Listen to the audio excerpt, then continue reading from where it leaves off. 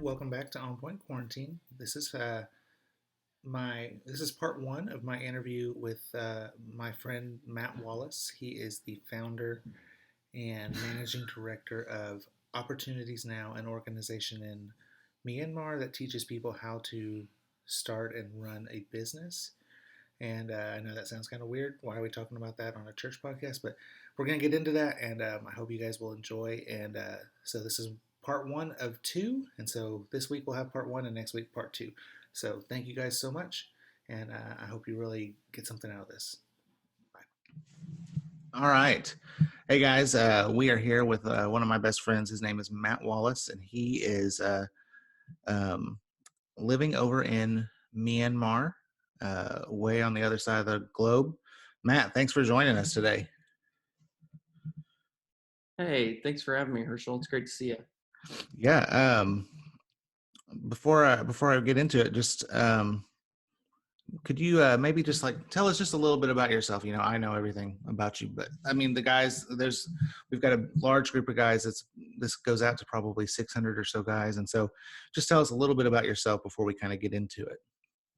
Sure. I am from Illinois. I grew up in farmland, southern and southeastern Illinois. I went to school at the U of I, University of Illinois, at the Springfield campus, and had an early focus on public policy, politics.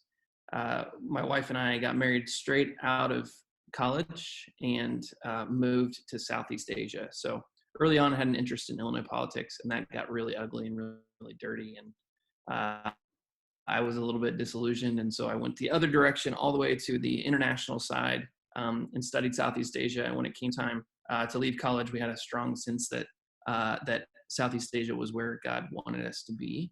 And so we moved to what was called Burma. You may know it as Burma, Myanmar, just next to Thailand, south of China, Indian Ocean.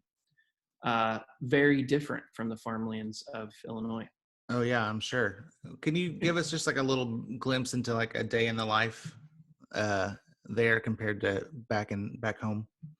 Yeah, so I actually run a company here that's I might call it a missional company or a social enterprise.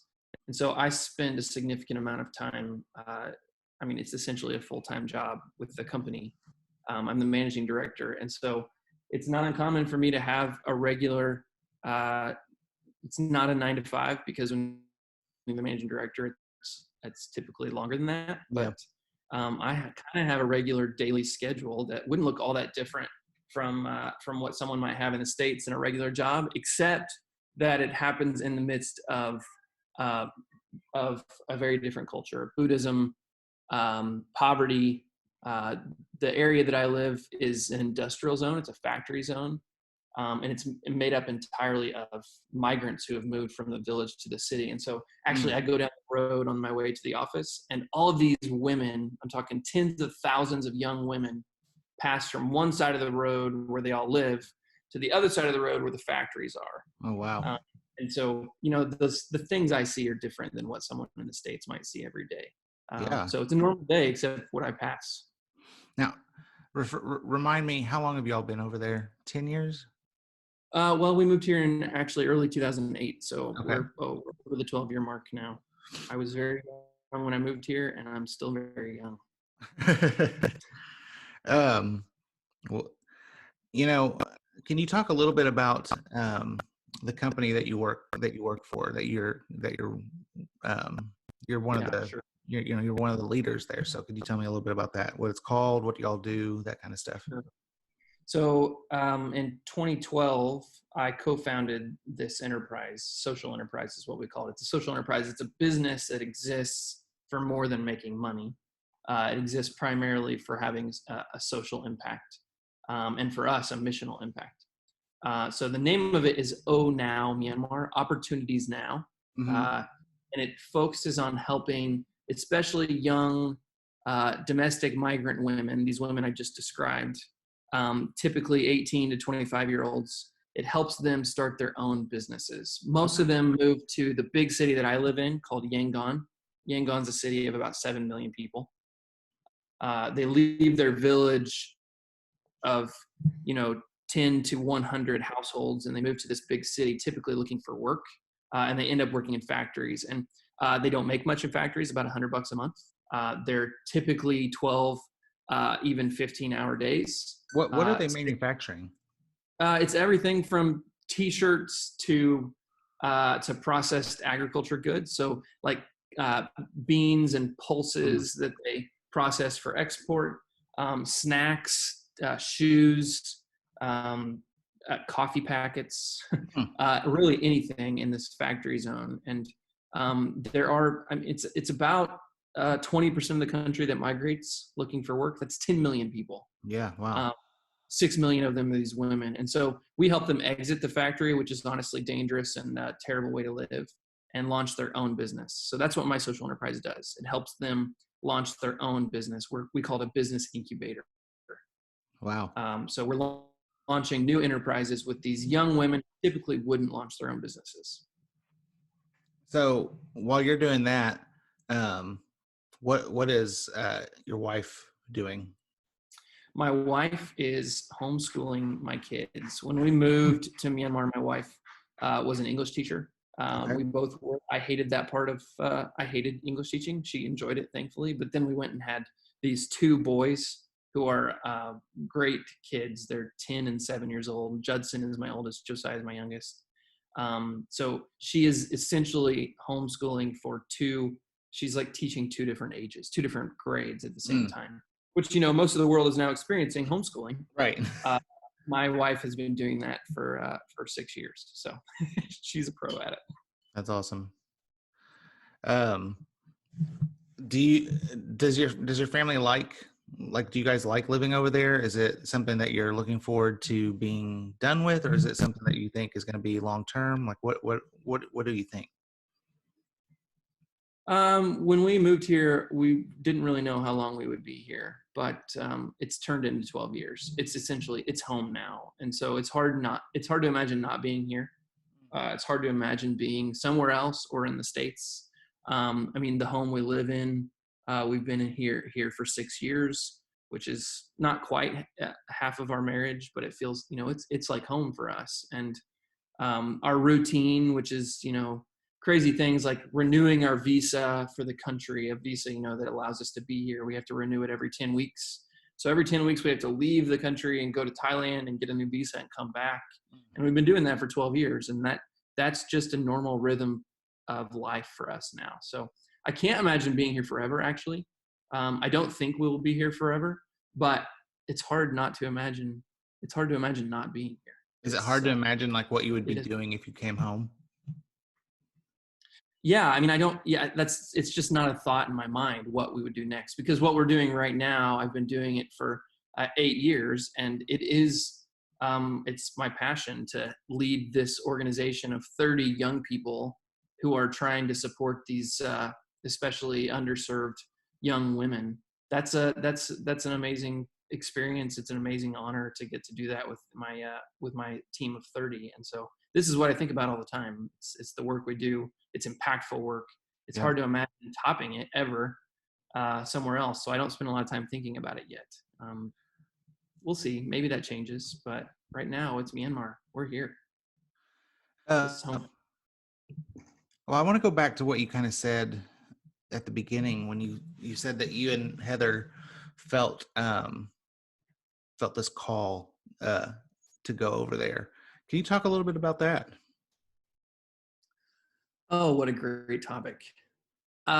There's such a sense, especially around people like us, people from our industry, people from a missions industry. There's this talk about call quite often, as if, and I don't doubt that this is true, as if there's a specific path that God has for people.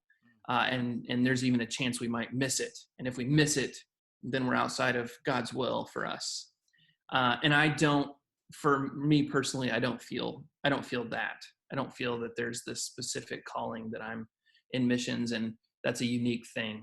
I feel more like there is a passion, an interest, and a capacity inside of me that God put in me, and an interest that God put in me that happened to draw me to overseas work. And in the same way that I run a company daily and care about my employees, someone who lives in the States has the same calling on their life. And that calling is to love the people that are around you, to love God and to love people and to introduce them to how good it is to live in God's kingdom. And that would be true for me no matter where I am in the world. And it's true for every follower of Jesus everywhere in the world. So when I talk about calling, it's more of like my unique interests have me overseas. Right. But someone in the States is going to have a unique interest that puts them in their job that is just as much a calling and just as much of an opportunity to live out the good news of living in God's kingdom. So, yeah, that's kind of my perspective on calling, and it just feels a lot more freeing than a lot of times the conversation we have about calling that's like a straitjacket. I don't think God intended. I wonder I mean, I agree with everything you just said. I wonder, is that what you thought about it when you were 22? I may not have expressed it that way, but I didn't feel like I didn't feel, it was more like, hey, you know what? Moving to Myanmar would be fun. This would be such a cool experience. And there's a need there. And I would love to go and figure that out and work in that place and figure out how to meet that need, that tangible need that these people have to have employment and to have a steady income and to be able to provide for themselves and their families. More than half the people here live on less than $2 a day.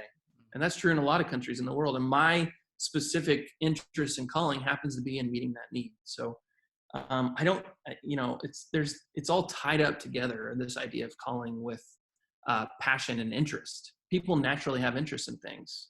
And I think God wants us to do things that we enjoy as long as it's on behalf of other people. And that might mean making music. It might mean running a factory that's a redemptive factory, a factory that's for the good of other people. Or is that a real thing? Yeah, right. It can be a real thing. It can.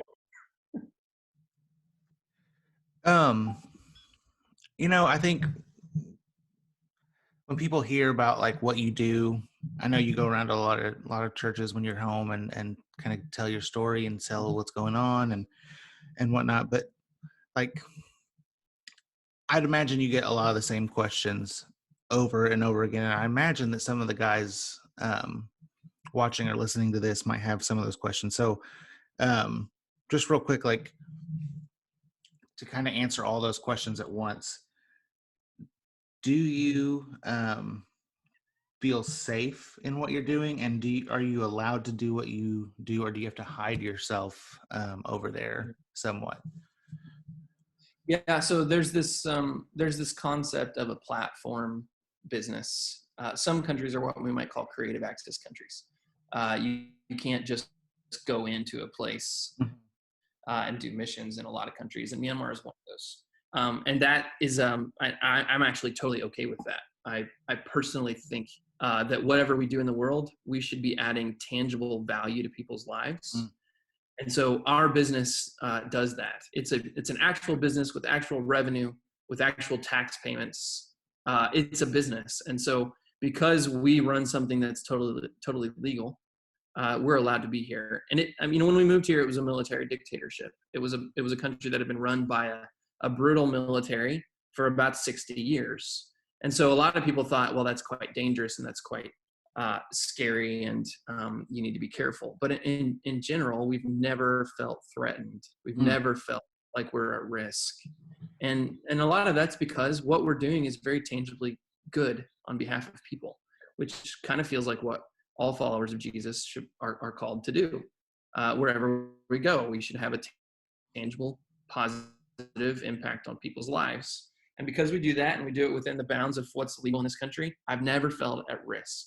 Now, I don't go around saying, and I don't live this way either, that my job is to proselytize. My job is to tell people why what they believe is wrong.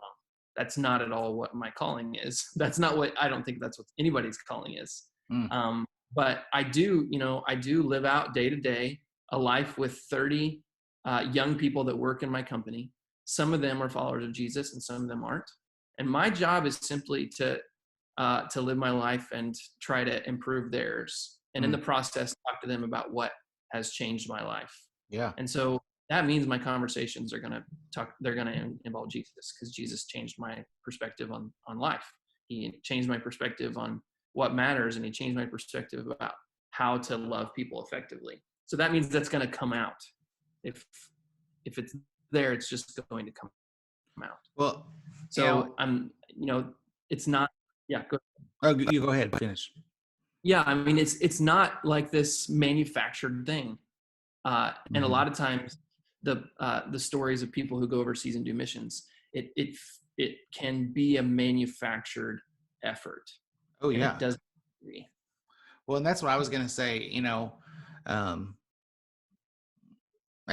as you know, long time ago, I was going on staff with a very large missions organization, and their whole thing was proselytizing and preaching and sharing the gospel with personal conversations. And if you weren't doing that, then you were doing something wrong.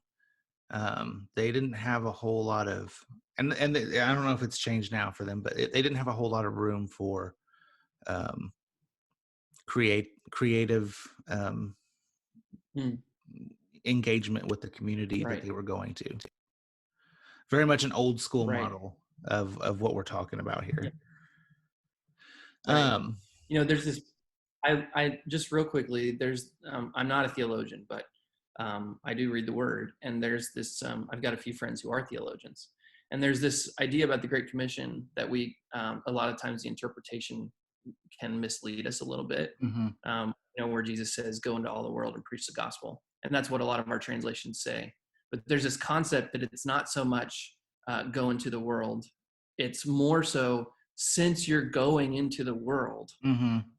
already, make disciples. Since you're Yeah. doing this, like since you're living, since you're going to work, since you're engaged with people who don't know me yet, um, use those opportunities. We don't need to make it. We don't need to manufacture it. It's already a part of our lives. And it feels like Jesus is just saying, "Hey, you're doing this anyway. You're already going out there Yep. around these people. Tell them about how great it is to live in the kingdom." Yeah. It's I don't know if this is an actual quote from St. Francis of Assisi. It might be one of those things that has just been attributed to him over time, but it's that famous quote where it says, preach the gospel in all you do, and when necessary, use words. Like, Yeah, that's a class. It's so good. It's so boiled down, and who and knows we if he need actually said that? It could be completely made to up. know Like, who knows? Um, internet. One of the things I've started to see in like a lot of the books that I read, and a lot of the people that I have kind of been learning from in the last couple of years, is there seems to actually be kind of like, and you've kind of talked about this a little bit, this questioning of um, missions in general.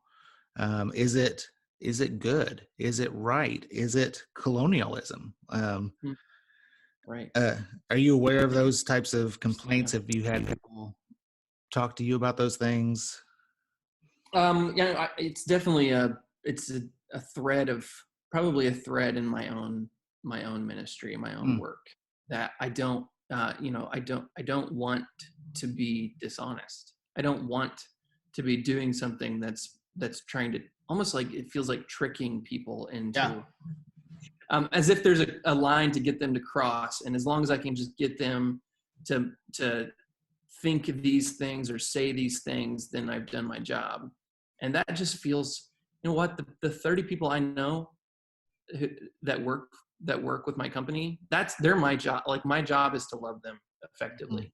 And what's really great is I love them. Like, I love those people. I've gotten to know them, and I want them to know what it is to live. I say this over and over again, to live in God's kingdom. And that's not a trickery thing. Like, I know those people, and I want them to understand the good news. Well, and That's a lot different than saying I have this program to reach thousands of yes, people who are nameless, who I don't yes, really know at all. it's it's the relationship. It's that building up a real, caring, loving relationship with these people, and seeing what their lives are actually like. Because I think one of the biggest criticisms that I'm seeing in all this is that you have, for lack of a better way of putting it, you have white people going into colored people's spaces and saying, Mhm. "Hey, we know better than you. Like, Yeah, we know that's so how to live your life better than you do." And that's just not true. And I'm that's right. glad that the church is starting to catch on to that a little bit, at least parts of the church. Um, but I love that Yeah, what you're saying about you can't just go in there and have these conversations with nameless people. You have to get to know people and see how the kingdom of God is working in their lives already, because that's the truth of it anyway, right? right. Yeah. Something's already happening and God's calling us alongside it. That's such a cool concept. And even Mm-hmm. this idea that what we're doing right now has eternal value. Mm, uh, that whatever we build, like, physically, whatever we build, the community we're a part of building, the piece of, I'm not an artist at all, but the art that's created has this eternal value, and the idea that Jesus is going to take it and complete it and make it good and make it and strip out everything that isn't that isn't full and make it this beautiful, long lasting work. That means that whoever we're engaging with, uh, we should know them and love them well and focus on them in front of us, rather than saying I'm gonna go reach thousands of people that I will never actually know. I'm gonna create this uh, incredibly scalable approach to evangelism. What is that? That's not Evangelism's not supposed to be scaled. We're not. right, It's not a factory. We're supposed to reach the people that are right in front of us because we know and love them, right. and God's put those people in front of us for a purpose, and so we should love those people. When I It's so think simple. there's even a faction of the church who looks at evangelism that if it's not in this grand scale thing, then what are you doing? You're just wasting your time. Like, you're wasting your resources. And I just am always conflicted by that, because I don't know. It just rubs me the wrong way a little bit, It's right? really this invasion. I spend a lot of time on business and economics. I totally understand the concept of scaling your effort so that it's most efficient. I totally understand that idea. I think it's so dangerous that we let that invade kingdom work, that we let that invade the idea of relationship. It's this invasion of. I mean, it's as if we use the idea of investing in people all the time, and everyone knows the best thing you can do on investment is get a bigger return on investment. Right. And for most Americans in our economics, that means, wow, we need to reach more people rather than having better quality, more quantity. And Mm, that's a really dangerous concept. That should not be part of our relationship conversation. mm, mm. See, this is why I like talking to you, because you're so smart, and I always learn something when I'm talking to you. So, Yeah, um, that was your idea. You told me that beforehand, and you told me exactly what to say, and I said it. this is all staged. None of this is real. It's all made up.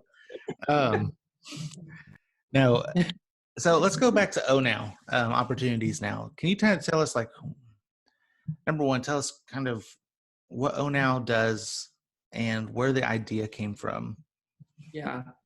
So we are a business incubator. That means we help start businesses. And Hmm. most business incubators focus on middle class, educated people, but our business incubator focuses on young women who have left their homes and are typically working in factories. And if you're going Is to it work is with it that, specifically women, or is it just that just happens to be who most of the it, people are? well, initially it just happened to be that way. At this point, because we know our customer and we're getting better and better at speaking directly to our customer, it is primarily women. And so, Okay. we run a cohort model. That means we'll get 20 people together and build their confidence that they can do business, and then prepare them for the idea creation stage and the market research stage. And you always have one brave young man who joins a cohort of 19 women. And I think that's a terrifying idea, but we always have one brave young man who joins. So we're not exclusively women, but we are definitely focused on women. And that's because in general in this culture, and honestly every culture, women are decision takers, especially 18 to 25-year-olds. They've been told to go to the city. They've been told to find work and send money home to the village. They didn't typically make that decision for themselves. And so what we're trying to say to those women is, you know what? The God that made you is creative, and you can be creative. He's that God has placed inside of you this capacity to make decisions, and you can make decisions. And God has placed inside of you a capacity to improve the lives of other people. And so by launching your own enterprise, you can have this impact on other people. You're not just someone who takes decisions. You make decisions, and you can do it on behalf of others. And so that's kind of what our focus is. And that means the very basic things, like we need to build in them capacity to manage their finances. So we do financial literacy, digital literacy. What is a phone in today's digital economy? How do you engage with a bank account? How do you understand how to manage your money on your phone? How do you protect yourself with pins and passwords? Some really basic stuff. We have to do that as well. And we do that oftentimes in our own technology platforms. So Wow. we're developers too. Wow.